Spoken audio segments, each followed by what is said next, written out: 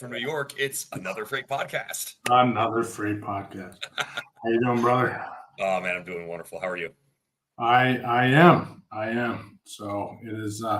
It's unfortunate that we're past summer. So Minnesota and September. It's the end of the summer.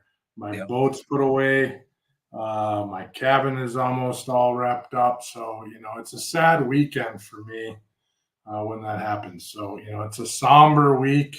The rest of the month is like covered full of conferences. So at least I get to go to warm places. But True, it is what it is. So and you're off in New York. So I am. We're up here for it's a event I do every year. It's a Strength of Heroes. It's a 9/11 benefit meet. So we raise money for first responders from September 11th.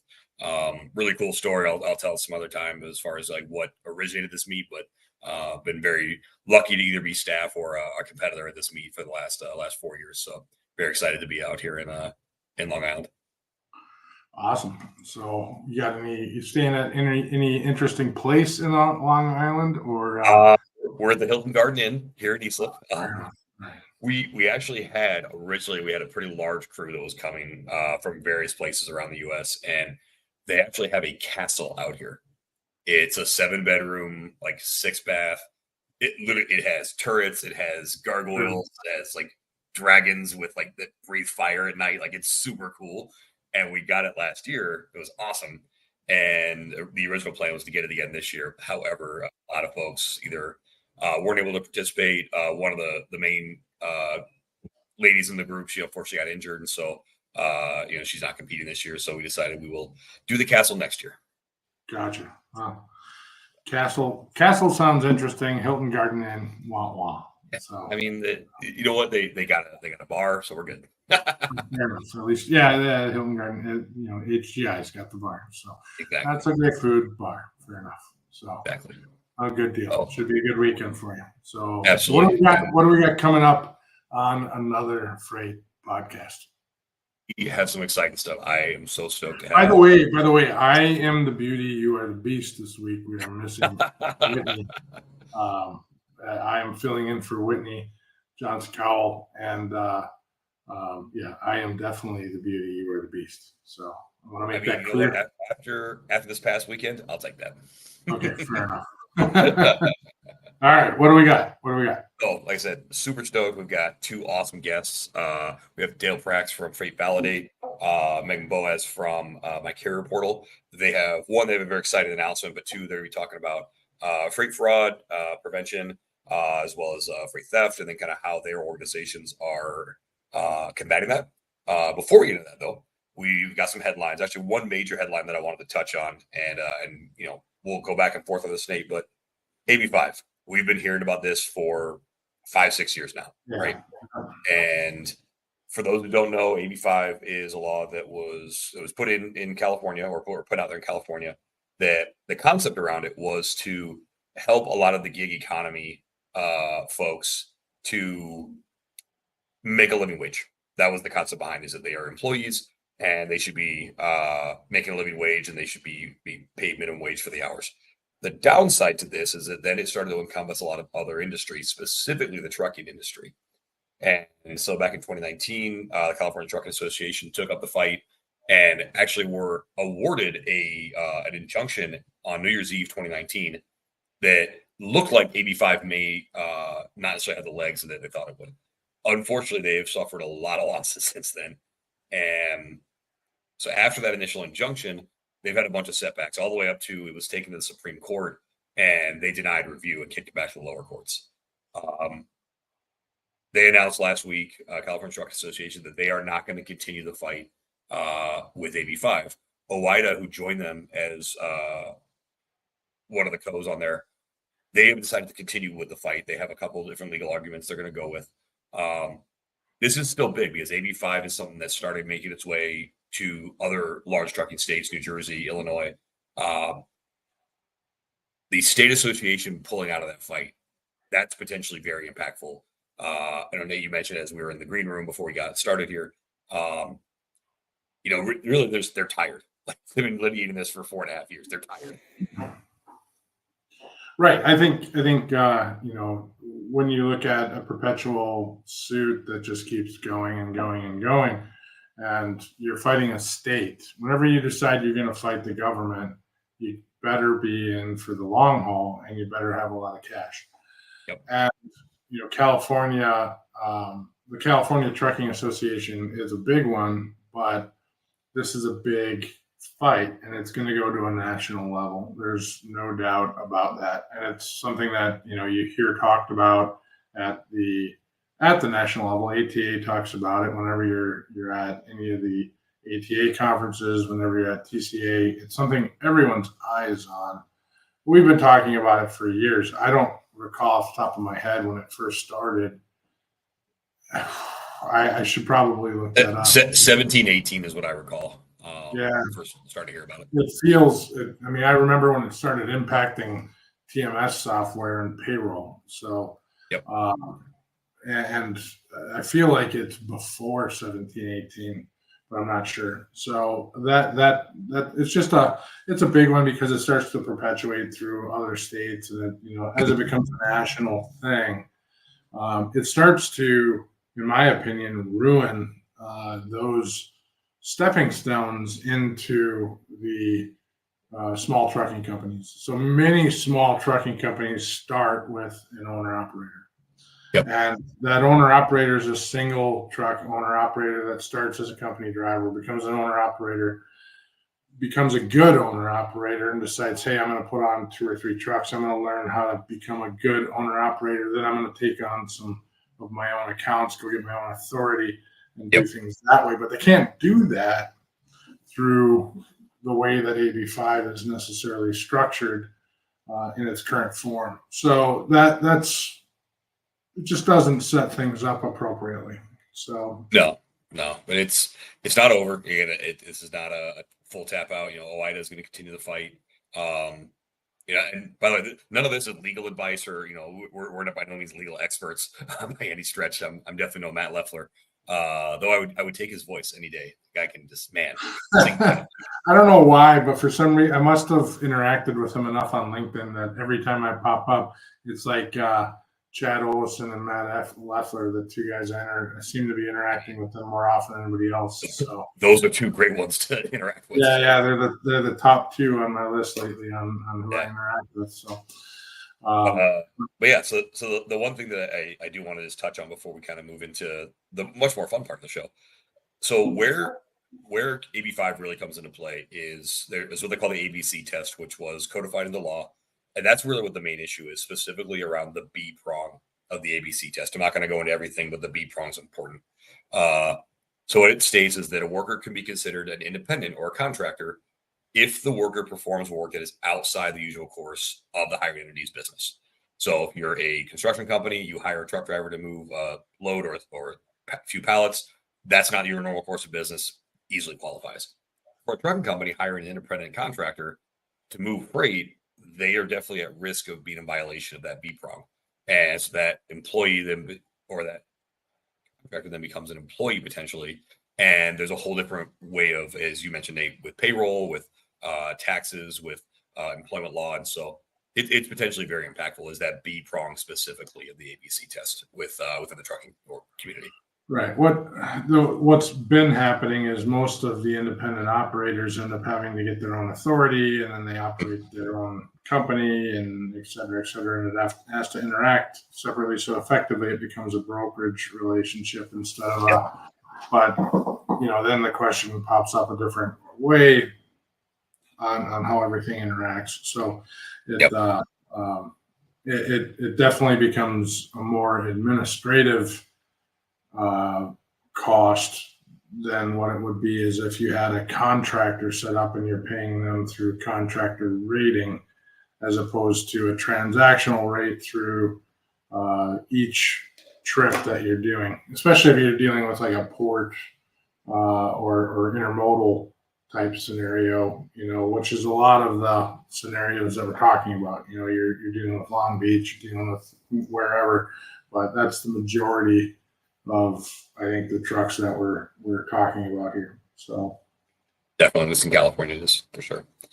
But that's the major headlines. That's the one that really stuck out. There's a few other ones that are going on. We'll probably talk about it at a different date, but I'm way more excited to talk about our two guests. I want to intro them real quick before they come on.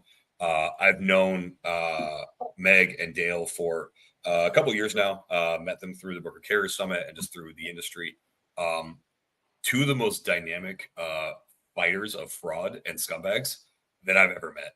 Their mission is really to do their best to eradicate fraud and theft in the industry, and they're doing that with the organizations they're a part of and also with the technology that they're working with. So I could not be more excited to bring them on. So if you want to bring them in, Dale Prax and Meg Boaz.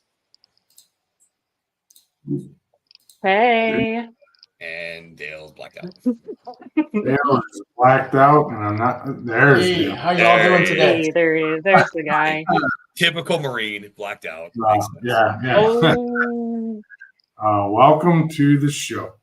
We appreciate you guys joining us today.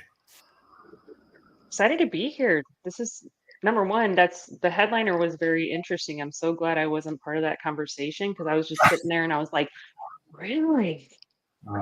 Oh man. So that's awesome. It's potentially a big deal. It's going to have a lot of impact either way. Yeah. Right. Well, I think it's a good segue into kind of our conversation too. Nate made a good point about, some of these folks, actually a lot of them may have to get their own authority.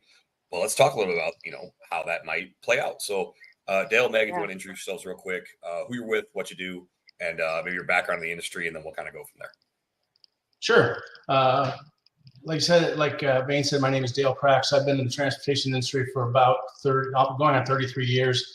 I've been an owner-operator. I've driven trucks. I've owned a trucking company. I own a brokerage currently.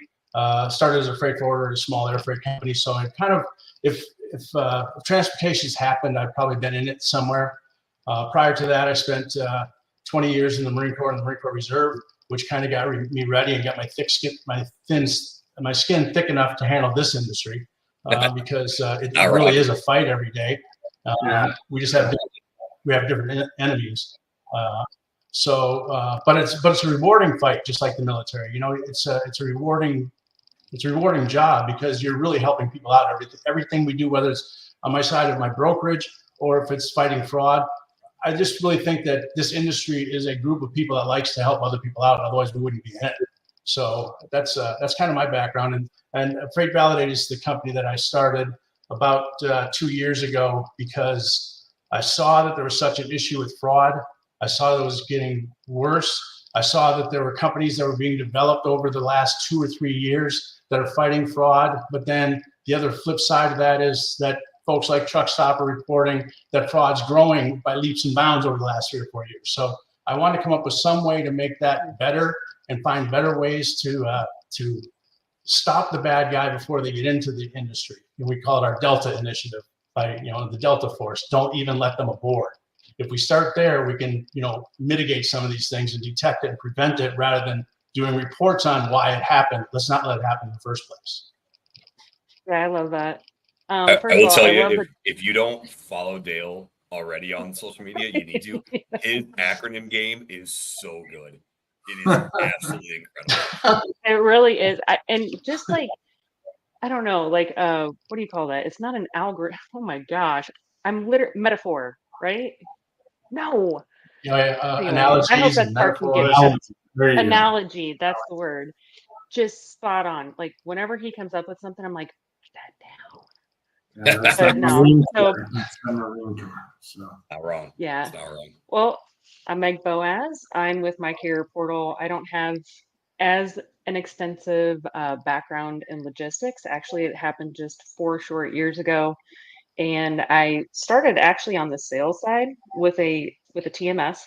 And I was there for, a little over 3 years and kind of went from sales to partnerships and then just realized that, and it's so interesting that Dale, brings up like wanting just to help. I actually sought MyCarrierPortal out.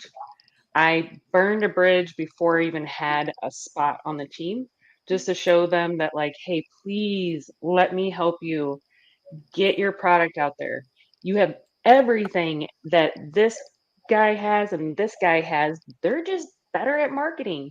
little did I know that, My Career Portal had never spent a dime on marketing before I came here. Now it's like, what's up, champs? Oh, you want that receipt?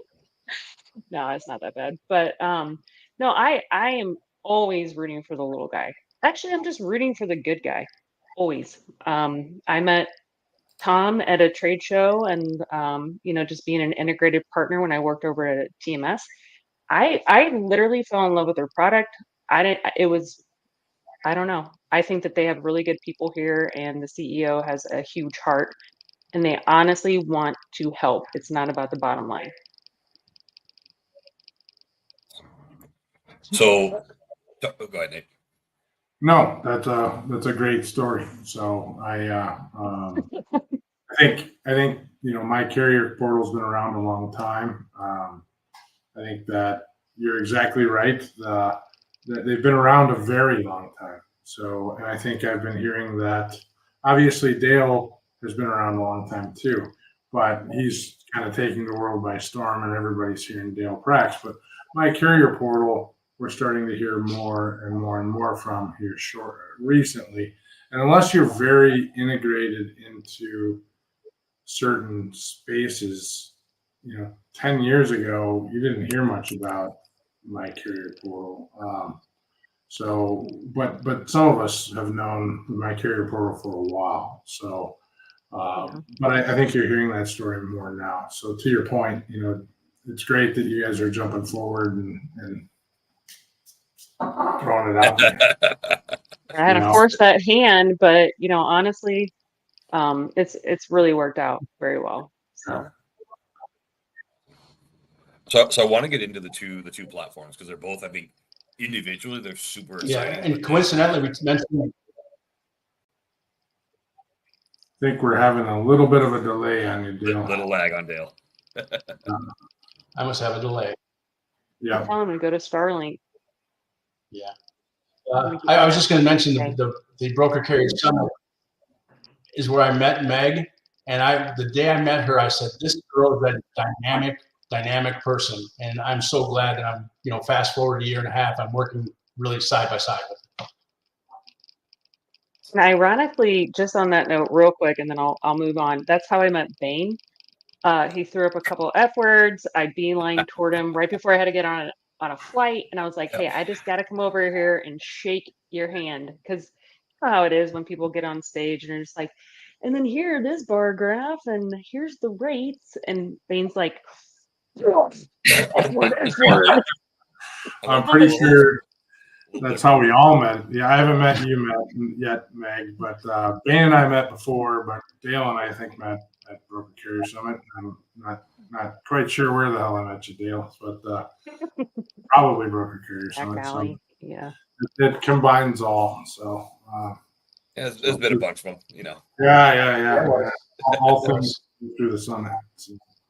So Dale, I want to touch on Freight Validate. So talk us through what it is you developed, because the story behind it is super cool too, and then what Freight Validate does.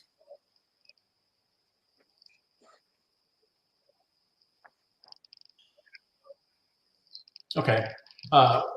Freight Validate really started because my brokerage needed something better than was out there. So I went to a conference in Tampa, and people were talking about they're talking about fraud and how to fight it. Everybody's talking about the problem, and no one's really talking about any solutions other than these algorithms that paint pretty pictures of FMCSA data, put some pretty paint job on it, and say, this is how you prevent fraud by, look at this guy's got inspections or doesn't have inspections, or all this stuff that doesn't matter. It's subjective data. So while I was at that conference, I told the president of that trade organization, I said, I could build something in 2 days that could weed out a lot of the fraud. This is on a Wednesday. On Friday, I came back with a prototype of an app that just enter an MC number and I'll tell you if they're good or bad, like that fast. And so it was kind of like on a dare, kind of like, okay, I'll see what happens with this. And then it just started snowballing. People started hearing about it. People started asking about it. And so I wanted to develop something that wasn't the subjective, let's guess what people are going to do, let's be hypothetical, partial. All those things just don't work for me, because subjective data is data that can be manipulated, to make a good guy look bad or a bad guy look good. Objective data is fact. You're breaking the law, you're not breaking the law. So if a person starts off with breaking the law, you don't have to worry about how many inspections he has. He's out. He broke the law. Just like if somebody crosses the border coming into the United States, if the first act you make in getting into our industry or into our country is a violation of the law, it's not going to get better after that. So it works out really well that we just say, if you're at this point, you're breaking the law, we don't care. We don't use you. You're done. You got a red X. You're out. And so that's what our platform is built on. It's built on don't even let them aboard. I get a report every morning at 7:15 from FMCSA. These are all of the 300 this morning, 346 companies that we approved last night that are going to the Federal Register. They have a 10-day protest period. My robot reads that and matches it up against every UPS store, every Staples store, every mailbox, all those virtual offices, which is a violation of 49 CFR 390.5T. Says you can't work out of a virtual office. So we check that every single morning. And every morning they've approved somebody. So we send out, I started that in October. Since that time, I've sent out 2,500 letters to the FMCSA saying, you've approved these guys are working out of post office box Staples stores. Send them a letter, send the applicant a letter saying you're in violation, I'm protesting your MC authority. The funny thing about those 2,500 letters, 33% of them, the people contacted me and said, I didn't know that was a regulation. How do I fix it? Just some owner operator in Iowa didn't know the rule. Okay, we'll show them how to fix it. 33% of those came back and just stopped. They canceled their BCO3, their insurance. They just said, they're on to us, we quit. The other 33% were approved anyway by the Federal Motor Carrier Safety Administration. They didn't do a thing about it. Luckily, our robot puts it into Freight Validate and says, before this guy even gets his authority, I'm telling you not to use it. He's in violation of the law. So that right there is one of the most unique things I had ever heard. So Dale and I shared a panel at a conference where he explained that to the group that was with us. I never even heard of this, and I'm like, this is amazing. To your point, if they've already broken the law to get started, what says they're not going to break the law when they get your freight? So that was kind of step one, and then Freight Validate's gone further than that, and now as far as identifying and confirming identification for existing carriers. Can you talk through that a little bit, Dale? Yeah, so that's the new guys coming in. The existing carriers, we do forensic investigation all day long. If I get something from, let's say, MyCarrierPortal, who has something that says, hey, this guy changed his address, this guy changed his phone number, that triggers us to go into an investigative mode on those carriers. Why'd they move? We'll contact the old guy and say, hey, did you change your address? Did you change your phone number? If he did, great, we go through that. If he didn't, there's an issue. Someone stole his identity, something's happened, somebody's gotten into them. So into their FMCSA database and changed it for them. So we do a lot of that sort of work too. We also have added on, when I first started Freight Validate, my idea was to say, let's have facial recognition verification for everybody to apply. For a lot of people, we're the last industry that gets really into technology. So for a lot of people, that was a bridge too far. So we changed that now. It's an on-demand. If you feel sketchy about this guy and you think he's maybe in Pakistan rather than Philadelphia, we'll send you a link. He'll do facial recognition verification. You'll get his face. You'll get his driver's license. All those kind of things we'll verify through a third party. So we're not giving that information over to the broker to use in bad ways. But we'll verify the guy is who he is, where he is, all those kind of things. They can also take that selfie and send it over to their shipper and say, if somebody comes in picking up their freight that doesn't look like this guy, call me and don't give it to me. So that, when I first started, that was really my idea to say, because the real way to stop fraud is just to make sure everybody that turns a steering wheel, everybody that drives a truck has a TWIC card. That's how you stop fraud. After through background investigations, you know who they are. But anyway, the Federal Motor Carrier Safety Administration thought it was a good enough idea. I was on the phone yesterday with Mr. Riddle, the director of, he's coming to the VCS summit, but he confirmed that facial recognition verification is going to be the next step on the registration, that everybody has to go through it if you're an owner of a company. So that's a start. He told me that they're taking some of the ideas that I have put in place to make it part of their new modernization plan. So I think that we're on the right track. It's awesome. And when you really think about it, that's something in just a couple years that you've built that much momentum to be able to do that, which is incredible.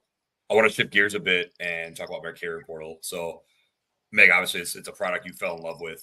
You did for a reason. Can you talk about why it's unique, why it's special, like kind of how the business evolves? Because as Nate said, My Carrier Portal, My Carrier Packet, they've been around for a while, and they've got a history, and it's a good history. But again, they weren't as well known. So you talk about why they're special and kind of how that evolution's happened. All right. Actually, it's kind of a cool story. So once I learned about the beginnings of MyCare packets, which actually started as a Sure Assist, then it migrated to MyCare packets, which I'm pretty sure the whole industry kind of like is, knows that. And then we went to MyCarrierPortal. But it's basically, Jay, the CEO, I mean, he helped build RMIS. The reason that he left there, started his own tech, was because it wasn't affordable for the small to medium brokers. It was like built for the big boys. And it's like, hey, everybody needs the same protection. It's kind of like what Dale was mentioning earlier. Like, can't we all just get along? Can it not just be about the dollar? But I really fell in love with the people, and then I really got immersed into the product when I started here. I knew quite a bit about it. So, another thing that I really love is how quickly our developers move. It's kind of like we dream it, they put it into practice, and I love it. But the core part of MCP that I think like sets us apart, number one, it's customization. We have a ton of things that you can customize, and it's speed and reliability.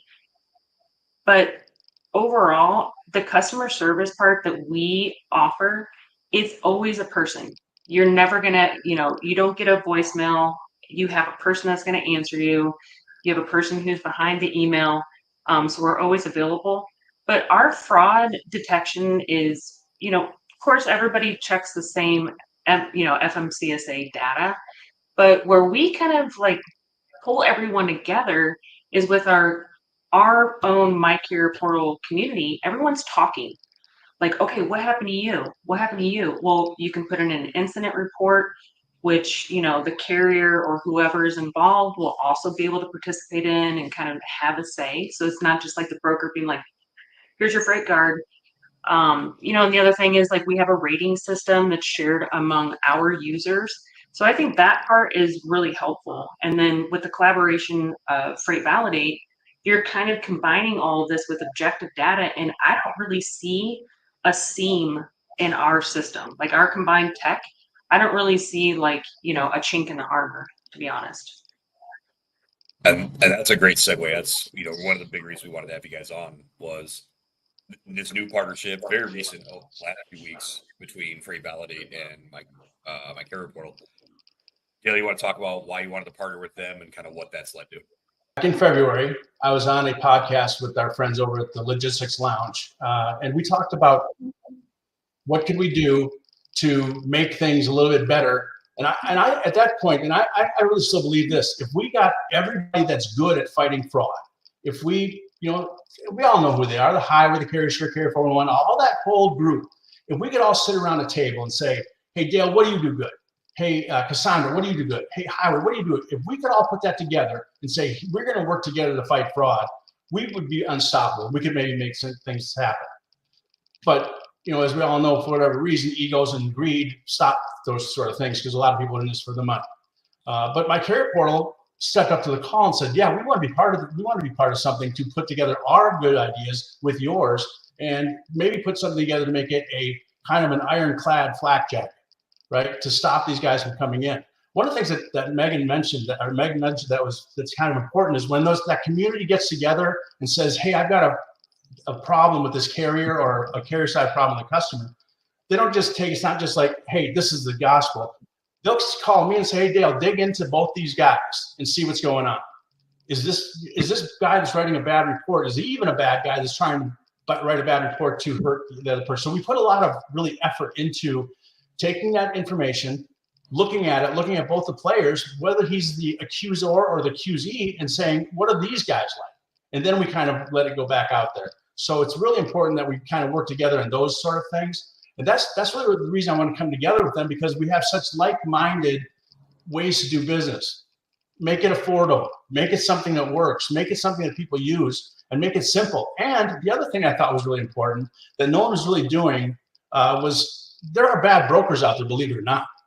Everybody is checking the carriers. Oh, it's bad carriers, bad carriers, bad carriers. And my timing couldn't have been any better to have Broker Carrier Summit come around about the same time we were doing our thing, because that made my voice even louder, saying we've got to check the brokers, we got to check the forwarders, we got to check the Mexican carriers, the Canadian carriers, all those guys should be checked.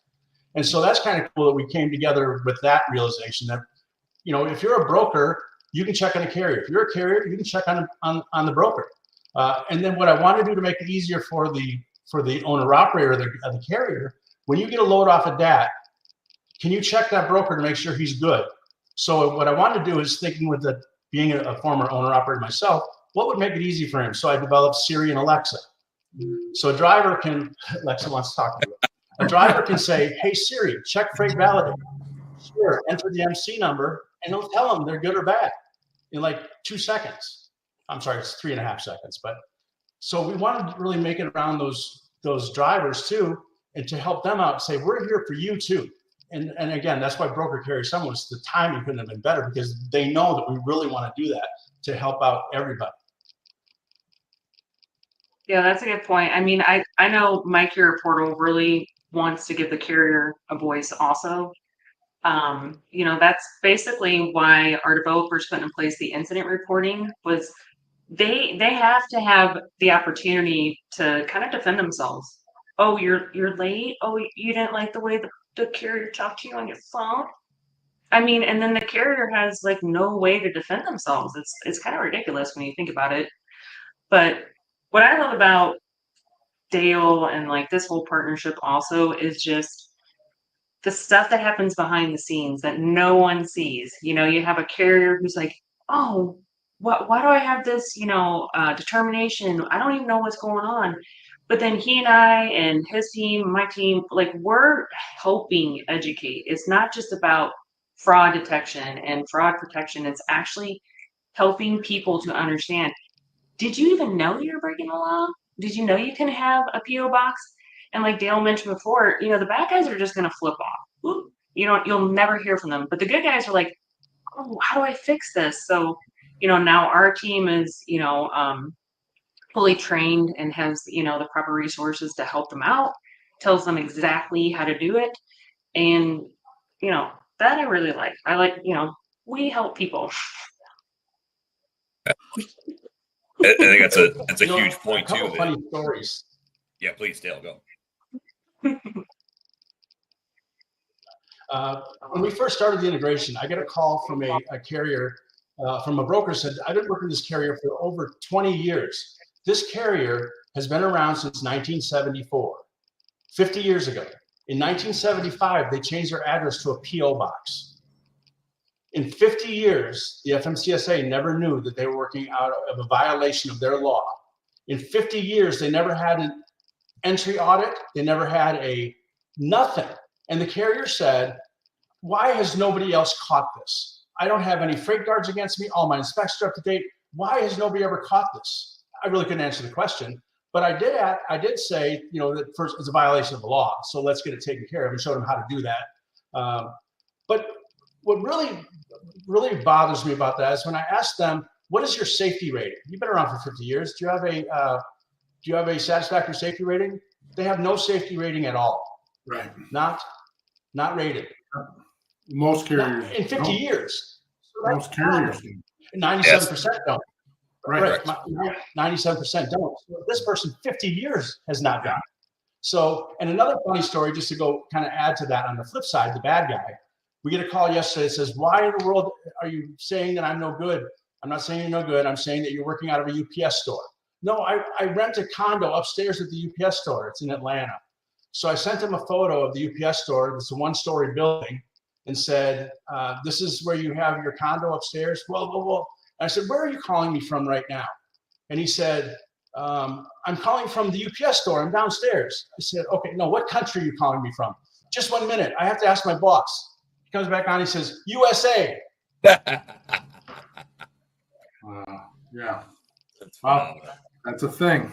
So it's a thing, and it's become worse throughout COVID and throughout all the remote dispatch scenarios that we've had, and I mean it's a thing. So it's not going away anytime soon unless we create controls to make it go away or make it structured. So I do have one comment on that though. Sorry, Nate, my boy. yeah, I might be finishing my comment with what you're gonna say, but go ahead, Meg. So I kind of want to touch on, and like no, I don't know, I'm not putting anything bad into the air, but it's like with the emergence of all these like tech folk who are just dominating at what they do. Their tech is so secure that they can guarantee it. Why does fraud like continually go up? I mean, yeah, I'm not so sure it's that secure, but I mean, it's secure, but is anything really secure? So I think fraud, when we work with hundreds of trucking and brokerages, but I would say the worst issue that we see when there's fraudulent activity is processes broken and ignored, and someone's lazy or there's lazy processes. And that is first and foremost most of all things, or technology is not deployed appropriately. We've seen some crazy wild things, and you use a practice because it's easy, and then you get exploited. And we've seen very large organizations take easy processes because of that. And then they get exploited. They're found. Not only are they hit once, they're hit twice, 3 times, 10 times. We've seen companies come to their knees and owners virtually in tears because they've been hit, not only from freight fraud, but I mean, even when it comes to that, they've been hacked or whatever the case may be. So it's all kind of, in my mind, those two scenarios, whether you have ransomware, where you have freight fraud, they're almost blending together to me. Owning a technology company the way that I do, the severity of the two are coming close together for us. You look at in some cases, we've had some trucking companies that have been hit 7 to 10 times. Not their MC number gets exploited.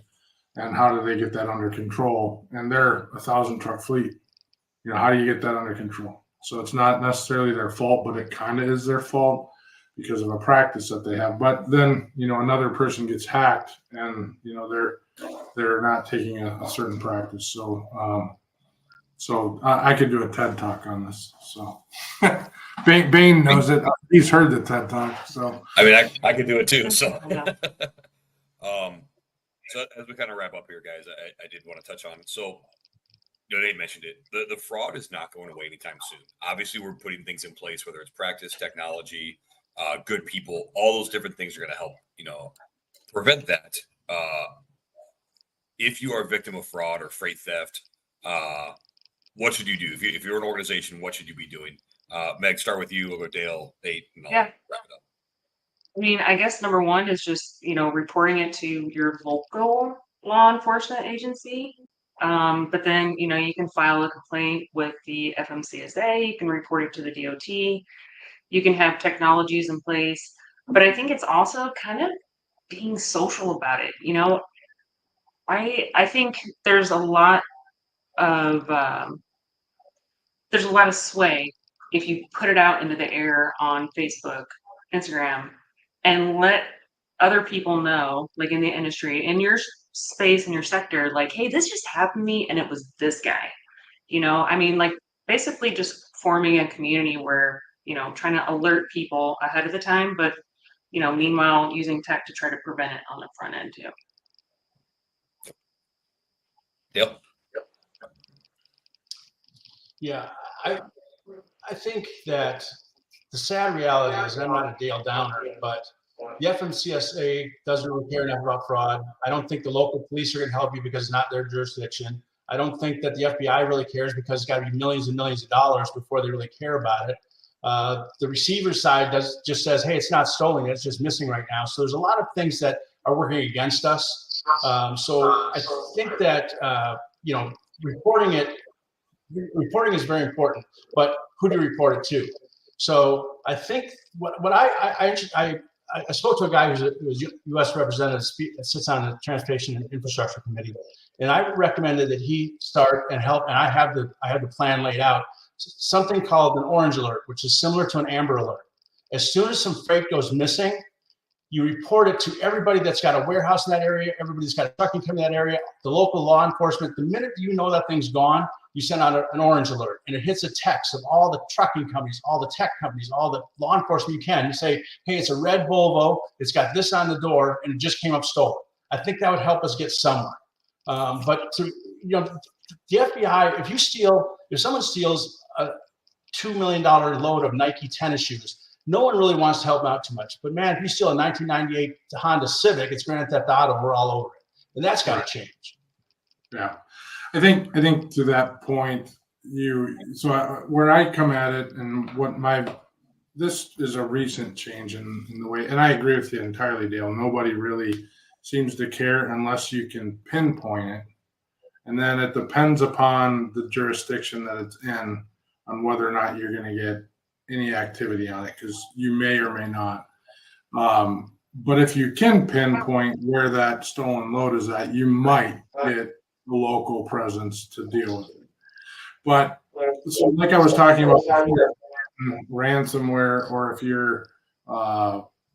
if you have freight stolen, it's all about preventative measures. And those preventative measures can be process procedures. They can be deploying your technology. They can be deploying on high value loads, various trackers within, everyone knows how to disable, not everyone.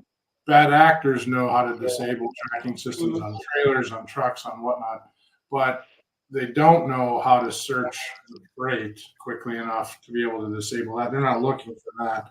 So, those preventative measures, I think, are wise for anyone hauling high value freight.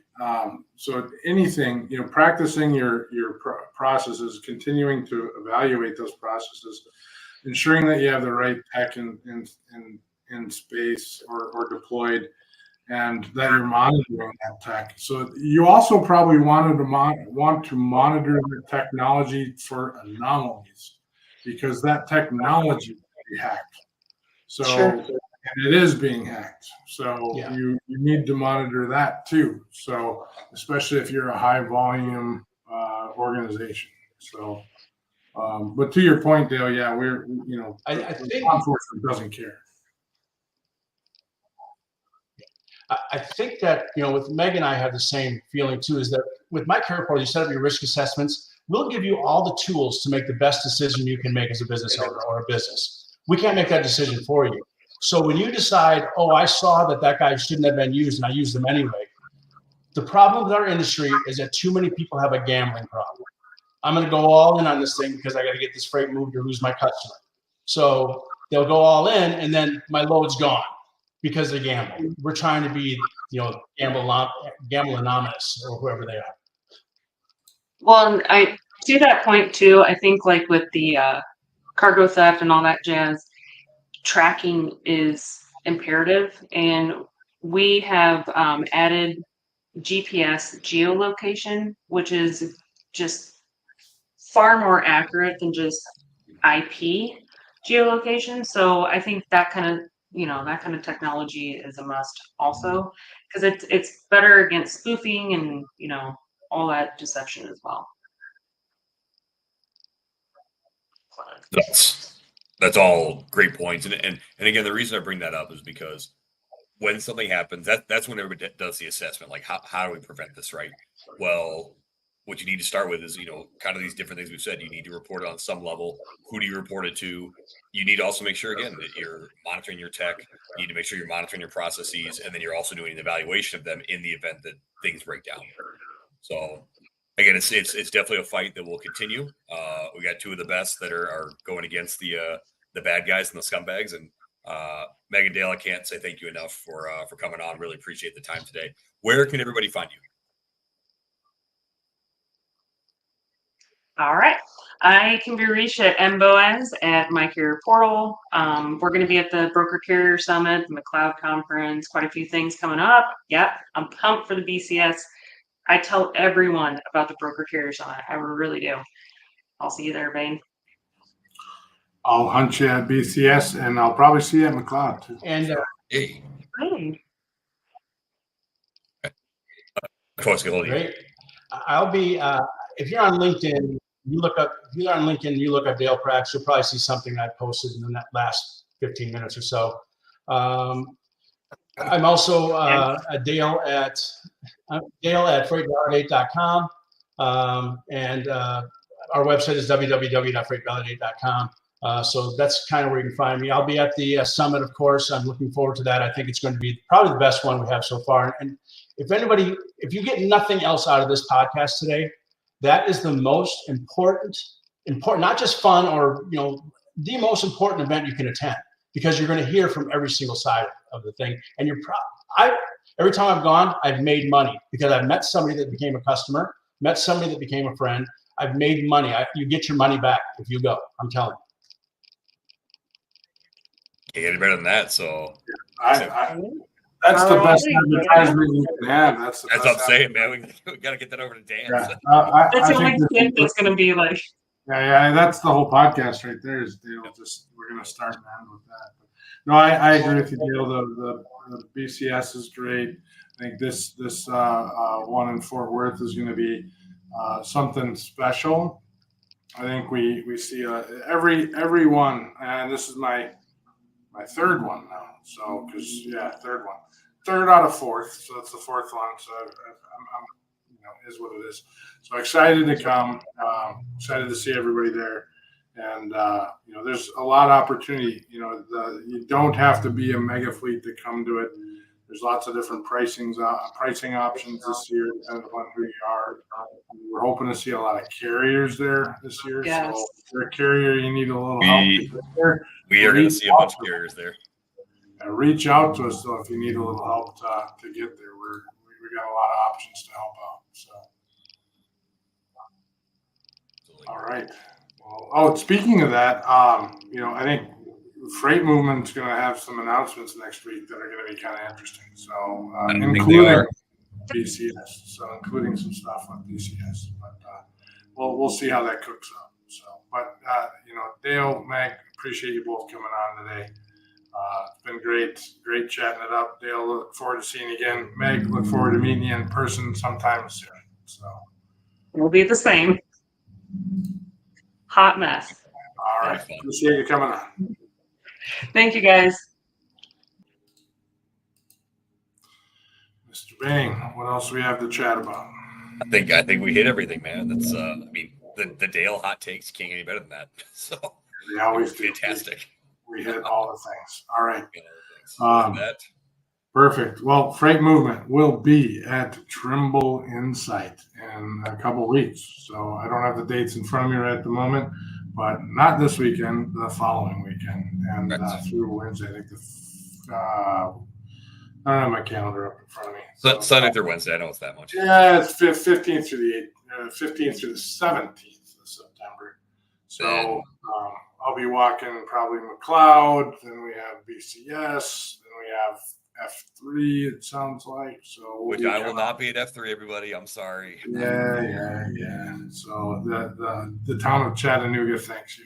So, but do they really? Yeah, it is what it is. Yeah, and listen, I've been working too hard to not get these stupid numbers done. So we're gonna go and do this meet, get a total in, and then we'll see what happens from there. So fair enough. All right. Well, we will wrap up another Fr8 podcast.